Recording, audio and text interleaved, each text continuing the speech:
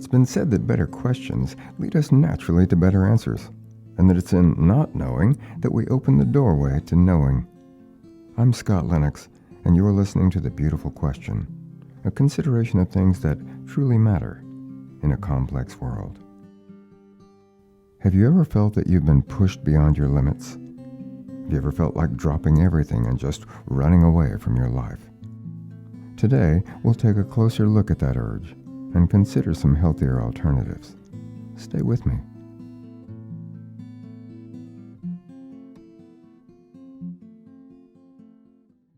As an introduction to this week's consideration, I'll begin with a fragment from one of the novels that I'm writing.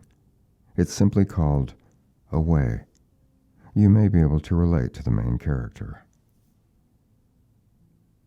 Driving into the late Texas heat with dry leaves and bits of hay swirling in the back of the pickup bed, Kathy headed north out of Round Rock.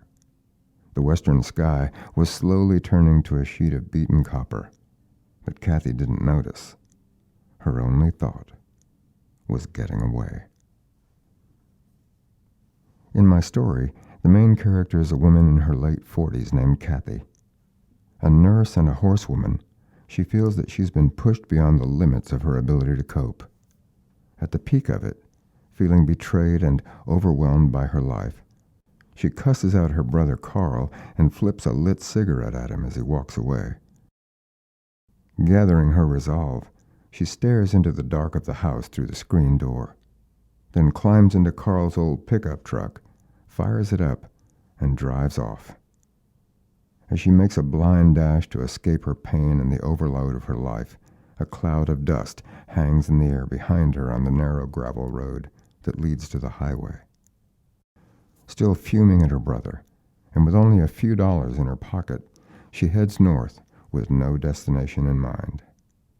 As compelling stories go, her decision to cut and run is going to cost her dearly.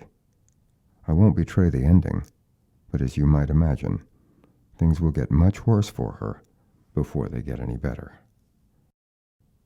The seed of the story came as I imagined a woman on a small ranch unleashing years of anger toward her older brother, a man who became selectively mute when his own life collapsed around him. As I stayed with it, the story unfolded quickly and organically. I kept listening to the characters and picturing their situations in my mind. When I took a break to stop and peel back the details and look deeper, I realized that in many ways, I was writing part of my own story. Kathy's desperate flight was a metaphor for all the times I wanted to drop everything and run away without looking back and without paying attention to where I was going. More than once, I shut down inside and sidestepped my responsibilities. And more than once, I had to pay a bitter price for my impulsive and selfish decisions and the actions that followed them. As I kept writing and kept considering my own history, I could see that each time that I cut and ran, it was because I had stopped listening to my deeper self, my inner being. Like a wounded animal, I was reacting to pain or hurt from my most primal fight-or-flight survival center. As you know, that part of us knows nothing of logic or reason or language. When I finally came to my senses, I made what amends I could, but some of the damage I caused couldn't be cleaned up and couldn't be repaired. There was nothing to do but live with it and learn what I could from it. One of the things I learned is there's a better way. With the passing of time and becoming increasingly intentional about it, I continue to learn how to listen more deeply to the quietly authentic part of myself, the part I call my wise, compassionate witness. But to accomplish that, I have to take a step back and allow my mental noise and my self-judgments to stop. The more I quiet myself, the easier it is to replace my mental and emotional noise with openness and clarity and compassion. I still have to be diligent about it, but the payoff is always worth the effort. Someone who is mastering this process recently shared an insight with me about facing her own fears instead of running away. She wisely wrote, "When I'm still enough and look deep enough, it's not the big scary monster I think it is." By listening within herself, she gains peace and a sense of perspective that she would find in no other way.